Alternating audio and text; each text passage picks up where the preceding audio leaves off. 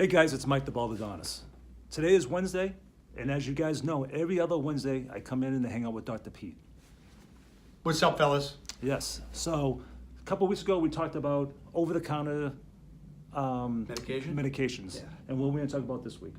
I want to talk a little bit more about how medication affects your body, and if you truly need medication, or whether you don't need medication, and if you don't need medication, what do you need? How do you fix it? So All I'll right. talk about that. All right, so guys, Dr. Pete. What's up, fellas? I'm glad to be back here with Mike again, of course. I always enjoy my Wednesday afternoons. We have a nice time together. We have great fellowship, and we talk about stuff, and we try to make our lives better and also give back to the community so that some of our expertise just spreads back to where it came from, back to all you people out there. So this is what I want to do today. I want to talk a little bit about the drugs and the drug companies, and I'm going to preface it first by saying there's a need for drugs and medication in America, absolutely, and I certainly understand that. During, after injuries, after surgeries, to antibiotic therapies for flesh-eating bacteria, there's always a reason to have medication in our world. So I don't want you to think throughout this conversation that I'm trying to poo-poo all medication. I'm not. But like anything else, once there's money attached to it, then it could be overutilized, and then people are, should I say, conglomerates are making a lot of money under the assumption of science, but that science isn't always reported to you accurately, and that's what I want to do today, is give you a little bit of the more accurate level of how human bodies work and how those drugs actually work. And this is not based on anything. I'm not getting paid anything. I'm just teaching you something from my background and from my passions about how the human body works. So let me start by saying this. You are here. I'll have a little bit of fun with you. Here you are. You're in your stick figure little person. That's about as good as I can draw anyway, right? So the stick figure has a bunch of cells. And how many are there? 50 trillion. You heard me right. You are 50 trillion cells all together. Now, those cells make skin, they make bone, they make organs, they make eyes, nose, hair, brain, and everything is made out of cells. So if you really want to know how healthy a person is, or better yet, how they truly function at a cellular level, you need to go look at some of these 50 trillion cells. They'll tell you what the deal is. Just get a quick peek at them. So I want to do this first. I want to draw you a cell, one of your cells. We'll just call it a skin cell. I'm going to draw the cell for you. I'm going to tell you how it kind of works and what the drug company wants to do at that cellular level to try to affect some sort of a change. So here's a cell. So a cell has a skin around it, and it's a layer, and it's this layer here, and that's called your membrane. It's a cell membrane. So the cell membrane holds everything inside, and on the outside of the membrane are these awesome looking little satellite dishes, if you will. They're called receptors, and they are receptive to whatever's around the cell. That could be salt, it could be glucose, it could be estrogen, it could be alcohol, it could be broccoli, it could be all these different things. So, what's on the inside of the cell? In the middle, I'll bet you're all saying, it's the nucleus, I know it, I know something. You're right, it is the nucleus. And what's inside the nucleus is DNA. And DNA is what? Deoxyribonucleic acid. Doc, English. It's the blueprint of who you are. Every cell has DNA in it. So how many DNA molecules do you have? A minimum of 50 trillion of them. Wow, pretty cool. So what's running this cell? That's the key to everything. What runs these cells? Protein runs the cells. And protein, pardon me, I spelled it wrong there. Proteins are the key, so we need to make proteins every day. And by the way, you are. Even when you're listening to me right now, you're making proteins in your cells. So how do we make a protein? We must have a recipe, so to speak. We need something to show us how to make it. We need a blueprint. And that's what the nucleus does. The nucleus has all the blueprints to make your proteins. Pretty simple, right? Here's the caveat. Most people believe this. Scientists have believed this for years. We know it's not true now, but it hasn't caught up yet because the drug companies are fighting back against the true science. And the science is this, that nucleus, those DNA molecules, they don't turn on and turn off on their own.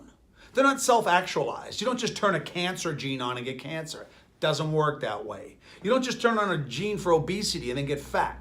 Doesn't work that way, all right? Does not happen that way. By the way, inside the nucleus, when you're producing a protein, the question is, how does the nucleus know which protein to make? Ah, the question of a lifetime. And that comes from out here in the perimeter. So I'm going to do this. I'm going to say glucose, which anybody at home knows that's kind of a sugar. Glucose comes along and binds to one of the cell membrane receptors, which then takes the signal and says, hey, out here in the environment, there's glucose and sugar. So I'm going to tell the nucleus to start making proteins. And those proteins that the nucleus makes, along with the utilization of glucose, will activate or upregulate the action of the cell and make it produce more energy. That's what glucose is. If you've been at the gym working out, you're doing cardio, and you feel a little off, and you eat a little bar, within there's likely to be glucose. What does glucose do? Binds to the cell membranes, activates the nucleus. Nucleus turns on proteins so that the cell can produce more energy, so that you don't feel so jittery. You've ever been on a machine, you get off, you feel like, whoa, man, I feel really weird. I feel kind of jittery and weird right now. That's because you don't have enough glucose in the system, so it's not there. So there are times when your body needs to upregulate the metabolism of a cell, and in order to do that, glucose arrives, everything works flawlessly. But here's the caveat. This is where things get a little crazy. Drug company comes along and says, listen, there's something wrong with your genes. They're turning on and turning off, and they're doing all these crazy things, and because it's the brain of the cell, we've got to fix it. It's broken. Wrong answer. Wrong answer. 2% of people out there today, 2%, only 2%, have a genetic mutation, meaning that there's something wrong inside that DNA. Only 2%. Are you catching me? Because I'm saying only 2, because I meant only 2. Only 2%. Okay, you've driven that home.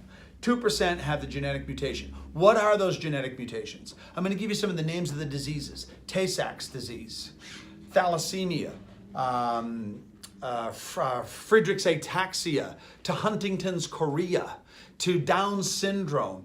Get it? These are all diseases that actually manifested in the person because they literally had a damaged, mutated genetic code. And then there's medication that comes in that can affect that. That's when we like the medication. But the drug company says this, listen, if we're going to go in there, we're going to take a drug, and we're going to attach a drug, and we're going to call it Prozac. We're going to take Prozac, and we're going to stick it to the cell membrane. The cell membrane is then going to tell the nucleus to produce proteins, which change the environment of the cell so you can feel different. The problem is that the reason that you have to need the Prozac in the first place, because this cell is a mess. But why is it a mess? Because the DNA is damaged? No, it's because the other things around the cell, the other environmental factors around the cell are screwing the cell up. So doesn't it make sense? Forget the Prozac, just change the environment so I can put back things like oxygen, glucose. I could put in things like antioxidant into your blood by eating better, exercising more. Sure, we want to fill the environment of the cell with amazing stuff, because when you do that, the nucleus responds to this, because the nucleus is dumb. It's just sitting there like a cookbook. It doesn't know anything. It says, what do you want me to do? Oh, I need a recipe to make energy. And the nucleus says, hey man, I got billions of codes to make those. Which one you want? The cell membrane says, well, I'm talking to glucose right now, so let's make a phospholipase A2 enzyme. Okay, so it does.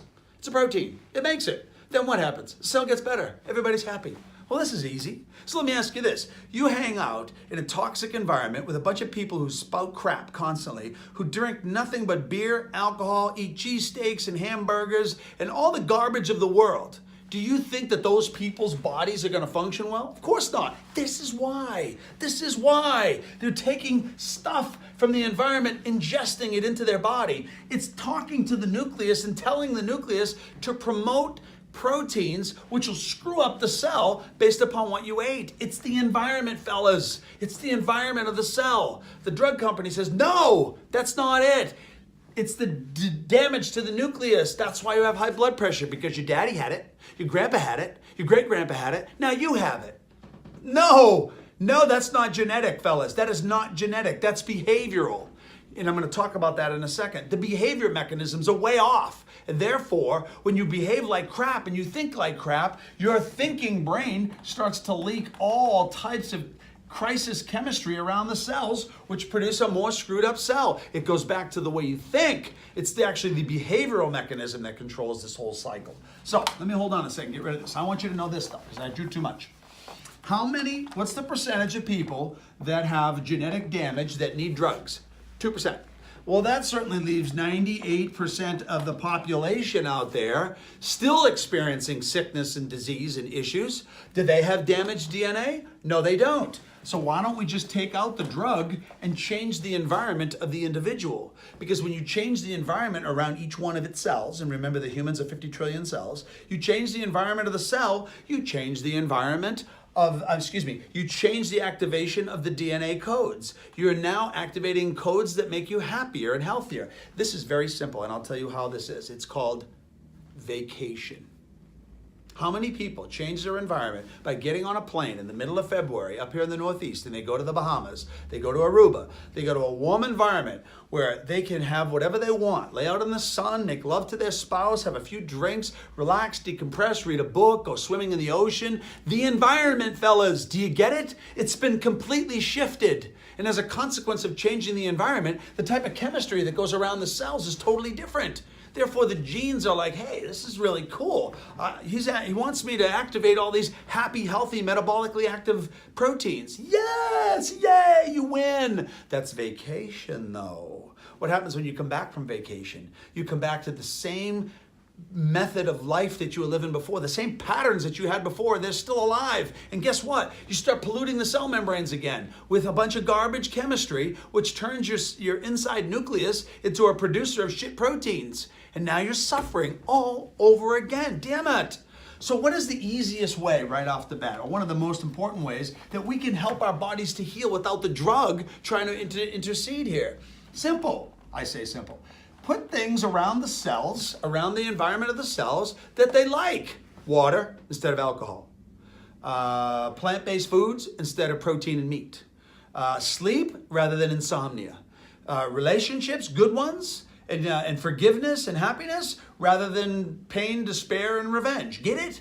You're literally producing an environment around the cell which is that much better. Now, I love all those physical things that you can do, which become signals that turn the nucleus into excellent proteins. I love that. But I have to tell you this. The easiest and most powerful way that you're going to change your health and your body is by this. It's by controlling, this is the brain, by the way, from the side view. It's controlling the way the brain thinks. Seriously, Doc? Yeah. Let me tell you this.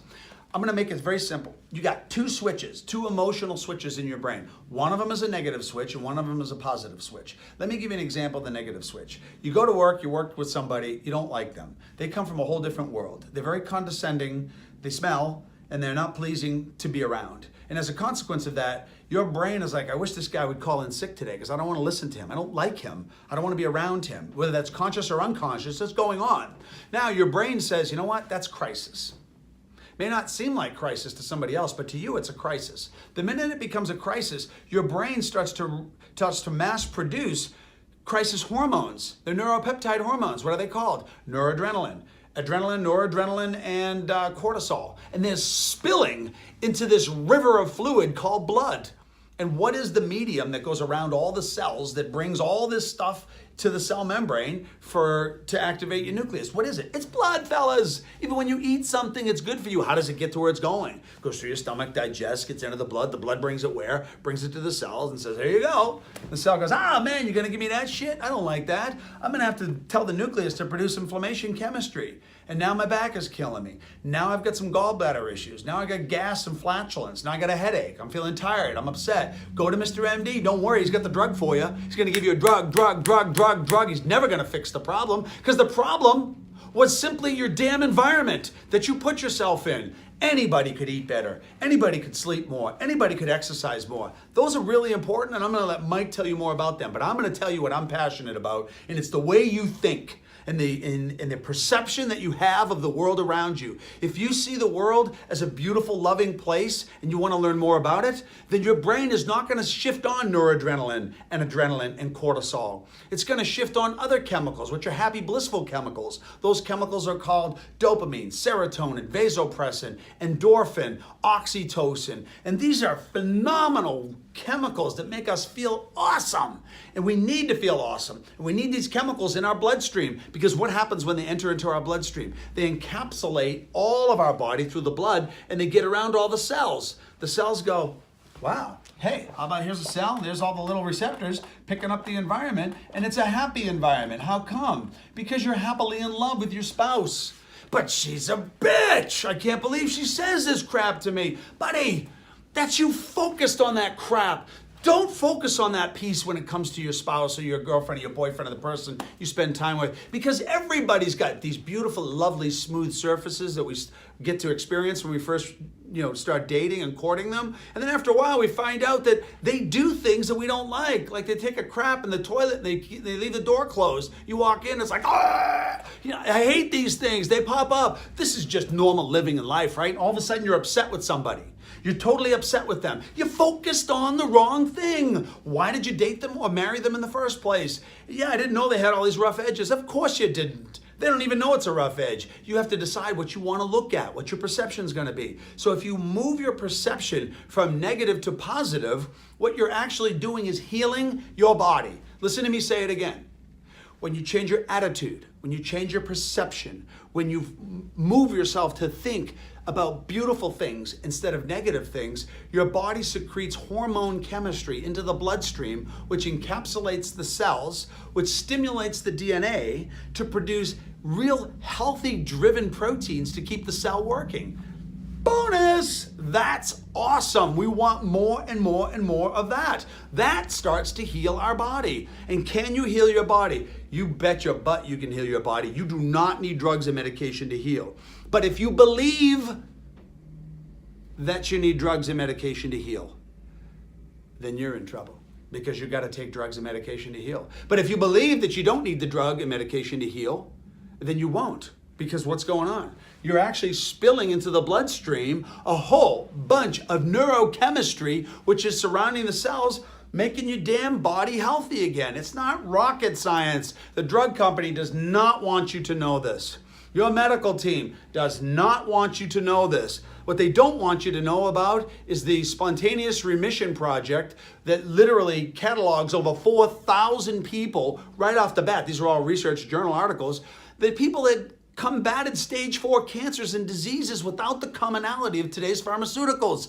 They were able to influence their own genetic expression by changing the way they think, by going into a double mastectomy with breast cancer. When you go into the surgery and you're worried to death and you're scared to death and you're so afraid of everything, when you come out, the post-operative recovery is terrible, and many of those women actually pass away from that. The woman that goes in who says, listen, I'm gonna kick its ass. You think you're gonna get me cancer? Well, you got in the wrong dude today, because I'm gonna light you up like a Christmas tree. I'm gonna keep my attitude straight. I'm gonna bust my ass to get where I'm going, and I'm gonna surround myself with a social team, a social network of people that support my vision and my image, so that my brain will constantly keep stimulating great hormone chemistry, which will surround my cells to basically change my environment. Make it simple though. Think about this. I talked about work.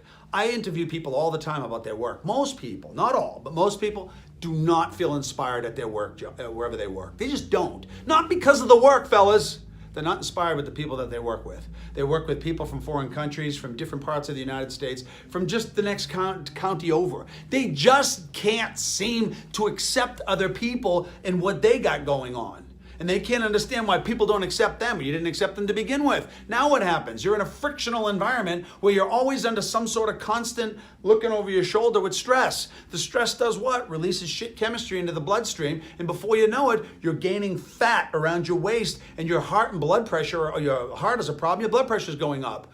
By the way, you ever go into your doctor and get white coat syndrome? You go in and have your blood pressure taken, and what happens? Your blood pressure goes through the roof when he takes the pressure. So what's the problem? You ever ask your doctor, why do I have high blood pressure? See what answer you get. You're gonna get no answer. How come? Because we don't have a healthcare system, we have a disease management system. And therefore, medicine doesn't know how to be healthy. Medicine knows how to manage people who have disease. And how do they get diseased? By the devoid of how it works naturally. That's what I'm trying to show you. Change your environment. You will change the expression of your own genes to promote proteins which keep everybody happy and healthy. If your job sucks, you're gonna suck with it. Your health is gonna go down the damn toilet, and in time, the thing that killed you was your shitty perception about the inappropriate job that you took just to pay your goddamn bills. Wow, that sucks, doctor. It's just the truth. You decide what you want to do with it. Maybe you're that one person right now sitting at home on the couch saying, you know what? You're right. I do this job. I've been doing it for 20 years and there's nothing inspiring about it. All it does is pay my bills, which is important. Don't get me wrong.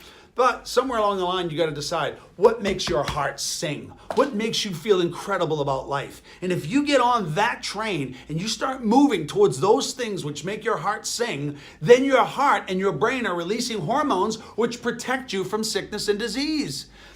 Think about cardiovascular disease. How many people die in a year from it? Tons. It's the number one killer in America. But half of the people that die from a heart attack in the United States of America don't have abnormal cholesterol levels. Oh, they don't? Well, why did they die then? Good question. People die for lots of different reasons, but the most important thing, it's the environment. If your environment is to eat shit constantly, the probability is that it's going to be an environmental factor which will affect your blood pressure. But more powerful than that, you don't eat all day, but you do think all day. You got to change the way you think.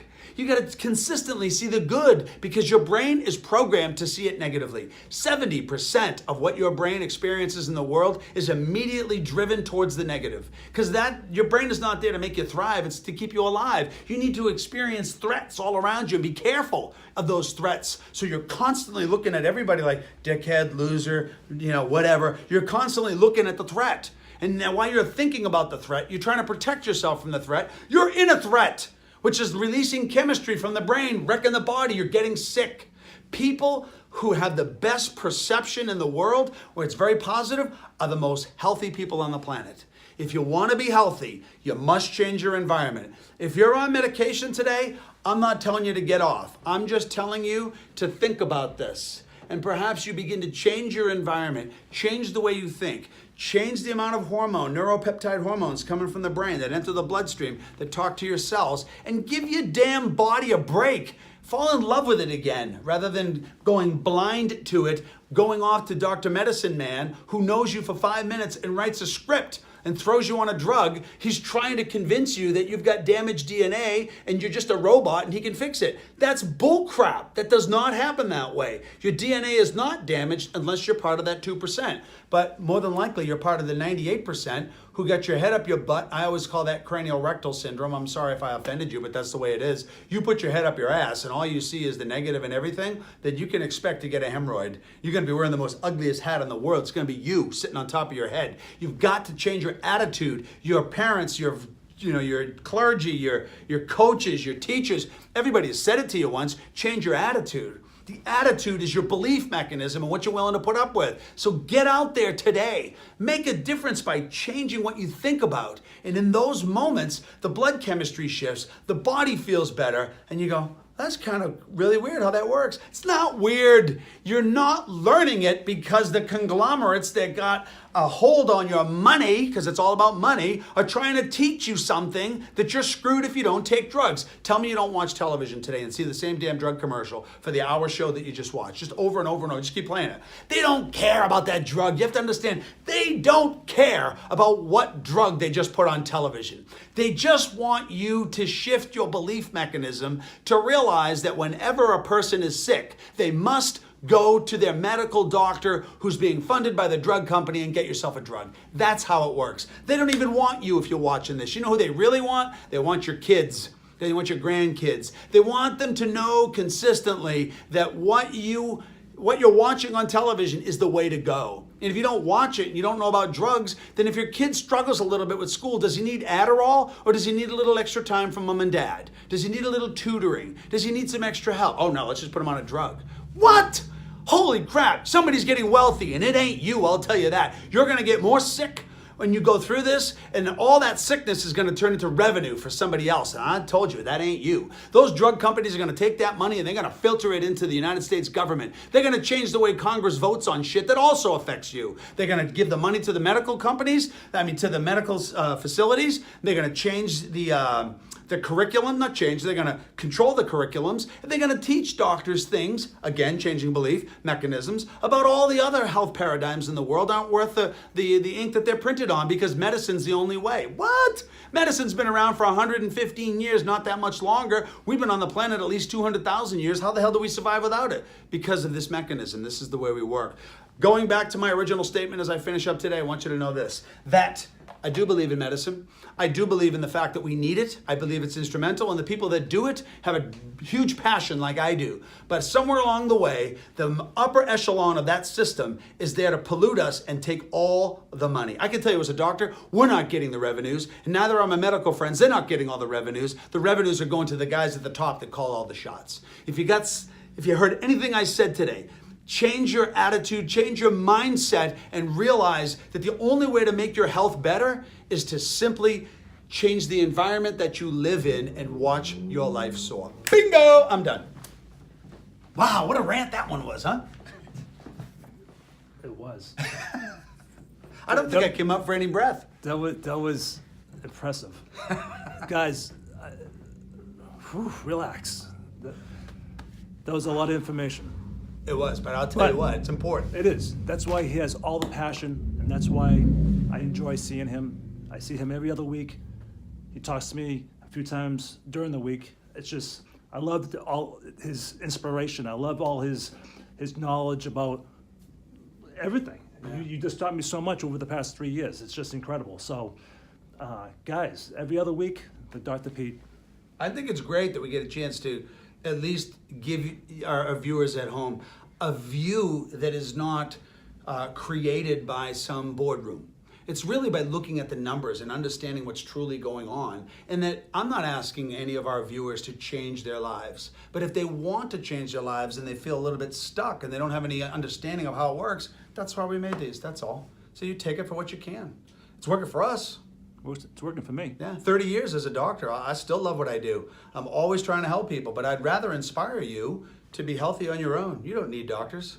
But I'll tell you what, every once in a while, when you need one, thank God we got the best here in the United States of America. Take care of yourself first. Make the first line of therapy you taking care of you, rather than giving all the power and control to somebody else who doesn't really know you anyway. On that note, Baldadonis out. Ciao, babe. That was good. Yeah.